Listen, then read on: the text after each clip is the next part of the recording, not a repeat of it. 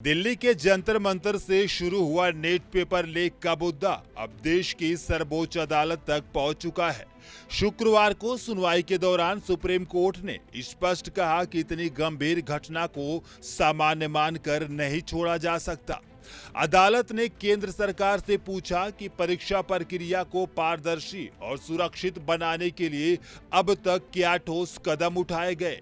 सवाल सिर्फ एक परीक्षा का नहीं बल्कि करोड़ों युवाओं के भरोसे और भविष्य का भी है। सुनवाई के दौरान सॉलिसिटर जनरल तुषार मेहता ने अदालत को बताया कि केंद्र सरकार छात्रों को हितों को लेकर पूरी तरह गंभीर है। उन्होंने कहा कि राधा कृष्णन समिति की सिफारिशें लागू की जाएंगी, लेकिन सरकार केवल उन्हीं तक सीमित नहीं रहेगी। कई बड़े और व्यापक सुधारों पर काम चल रहा। हालांकि उन्होंने विस्तृत जानकारी देने के लिए अदालत से 1 सप्ताह का समय भी मांगा। सुप्रीम कोर्ट ने सुनवाई के दौरान राष्ट्रीय परीक्षा एजेंसी यानी कि एनटीए की उस योजना का भी उल्लेख किया जिसमें अगले वर्ष से नीट यूजी परीक्षा कंप्यूटर आधारित कराने पर विचार किया जा रहा। अदालत ने साफ कहा, यदि परीक्षा डिजिटल माध्यम से होती है तो साइबर सुरक्षा और डेटा सुरक्षा सर्वोच्च प्राथमिकता होनी चाहिए।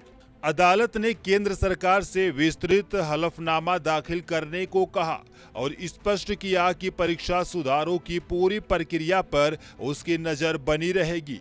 अगली सुनवाई 3 अगस्त को होगी, जहां सरकार अपने प्रस्तावित सुधारों और कार्य योजना का पूरा विवरण पेश करेगी। अब निगाहें इस बात पर टिकी हैं कि क्या सरकार ऐसी व्यवस्था पेश कर पाएगी जिससे भविष्य में पेपर लीक जैसी घटनाओं पर स्थायी रोक लगाई जा सके। इस बीच दिल्ली में नीट पेपर लीक को लेकर विरोध प्रदर्शन लगातार जारी है। जंतर मंतर पर विभिन्न संगठनों के साथ कॉकरोच जनता पार्टी शिक्षा मंत्री धर्मेंद्र प्रधान के इस्तीफे की मांग कर रही। विपक्ष भी इस मांग पर अड़ा हुआ है।